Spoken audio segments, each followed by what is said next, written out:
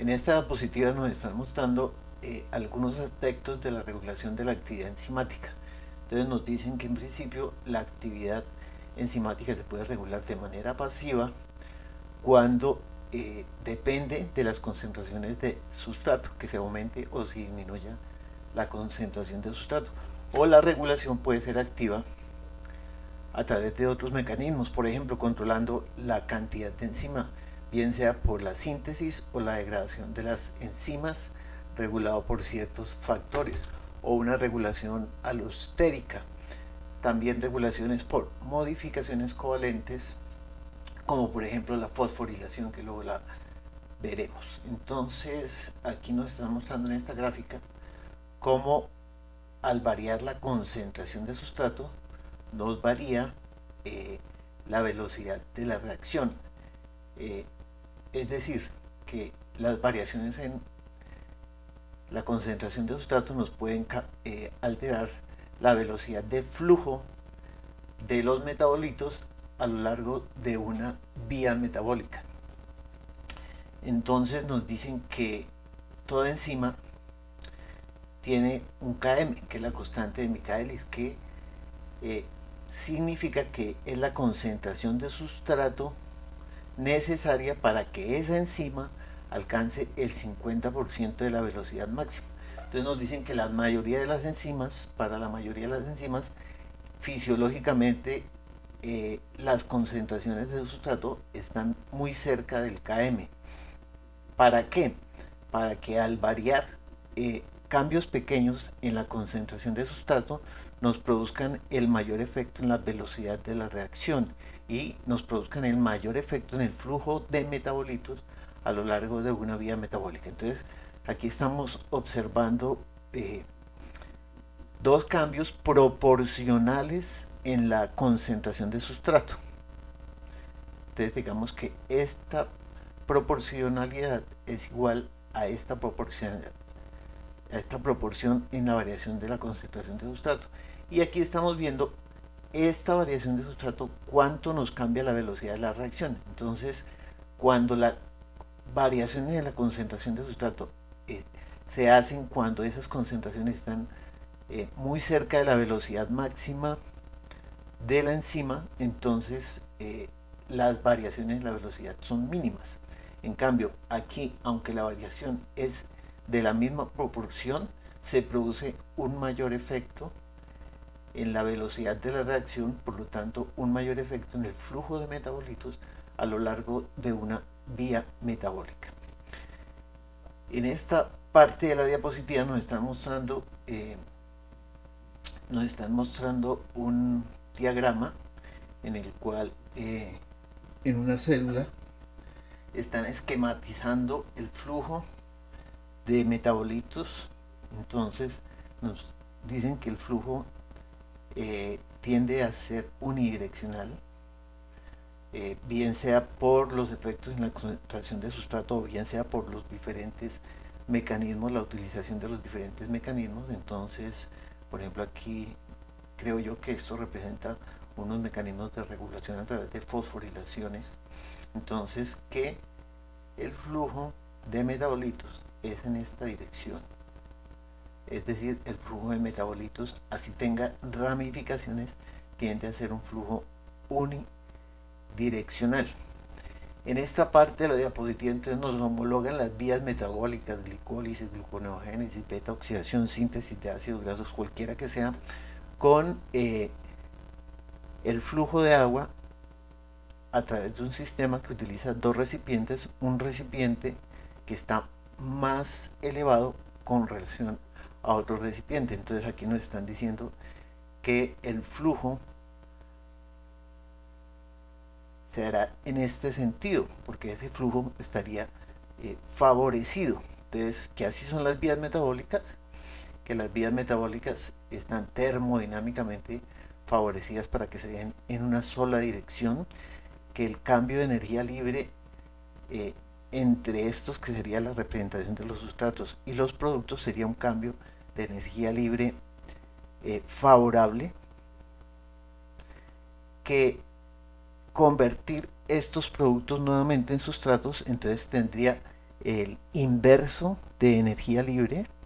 Entonces por eso que las reacciones que son aparentemente antagónicas, por ejemplo la glicólisis y la gluconeogénesis, no utilizan la misma vía para convertir los sustratos en productos y los productos en sustratos. Entonces, en la glicólisis, a partir de glucosa se produce piruvato, pero en la gluconeogénesis, a partir de piruvato se produce glucosa, pero no todas las reacciones son las mismas. En esta parte nos están mostrando algo parecido para representarnos que en una vía metabólica hay varias reacciones. Algunas reacciones tienen cambios de energía libre, pueden tener cambios de energía libre desfavorables, como este caso, que sería un paso que nos limitaría la velocidad, el flujo de metabolitos desde los sustratos hasta los productos, o que incluso puede haber reacciones en las cuales en la transformación de sustratos en productos el cambio de energía libre podría ser de cero.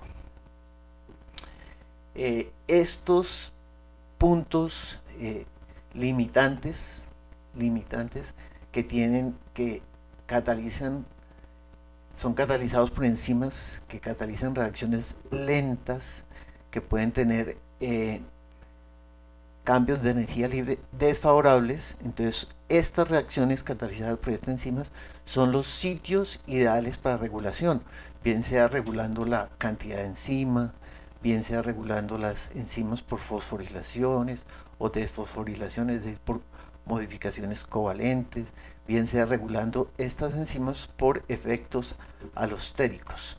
Y también nos dicen que estas reacciones que son catalizadas por enzimas que catalizan reacciones lentas, que son pasos limitantes en una vía metabólica.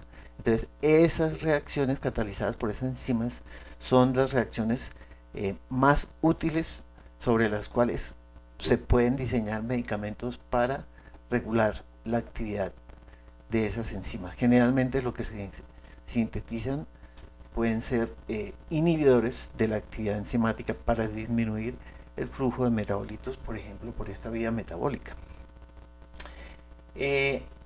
Entonces, uno de los mecanismos de regulación activa es regular la cantidad de enzima.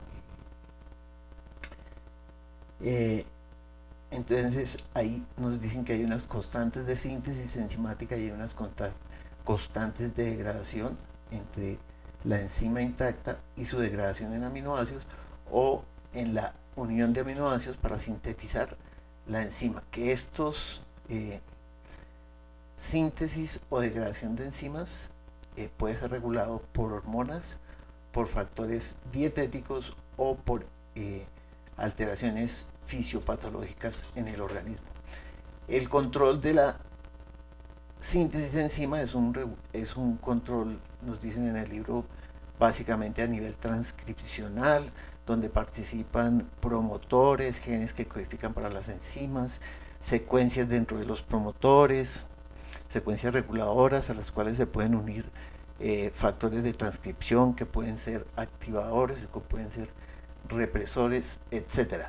Y la degradación enzimática generalmente se hace mediante el proteosoma, ubiquitinación y el proteosoma, ¿sí?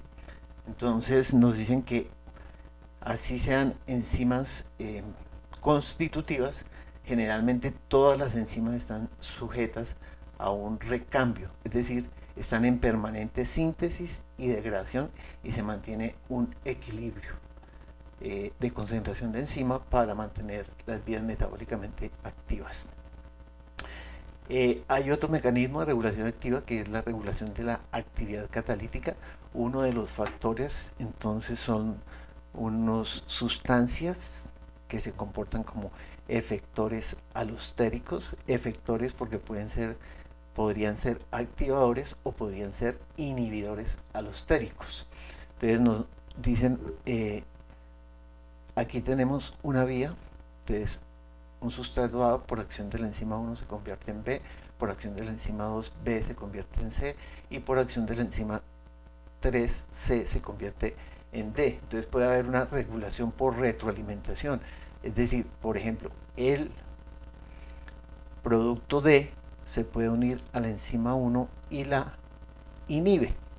Entonces, esa sería cuando un producto de una vía metabólica se une y produce un efecto sobre una enzima previa de esa vía metabólica. Entonces uno dice hay regulación por retroalimentación. Si el efecto es inhibitorio, entonces esa regulación por retroalimentación sería una inhibición por retroalimentación.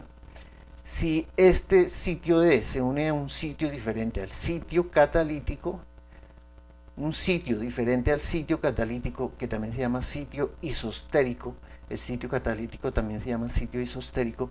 Entonces, si se une a un sitio diferente, es un sitio alostérico. Alostérico significa alos, significa halo diferente. Entonces, el D sería un efector alostérico negativo. Entonces, sitio alostérico es un sitio diferente al sitio isostérico, es decir, un sitio diferente al sitio catalítico de la enzima, es decir, el sitio donde se une el sustrato para convertirse en producto. Entonces aquí nos están mostrando una vía ramificada, ¿sí? Donde sustrato 1 se convierte en sustrato 2, sustrato 2 en sustrato 3. A partir del sustrato 3 hay una ramificación donde el sustrato 3 se convierte en el producto A, sustrato 3 se convierte en el sustrato 4 y a través de una ramificación nuevamente el sustrato 4 se convierte en el producto B, el sustrato 4 se convierte en el producto C. El sustrato 3 también se convierte en el sustrato 5 y el sustrato 5 se convierte en el producto D. Entonces aquí nos están mostrando cómo hay una regulación por retroalimentación. Entonces estas son vías ramificadas. A nos está inhibiendo la síntesis, la transformación de sustrato 3 en sustrato 4. Entonces, ¿qué nos dice? Si se inhibe la transformación de sustrato 3 en sustrato 4, entonces sustrato 3 coge el camino para convertirse en A y el camino para convertirse en el sustrato 5 y en el producto D.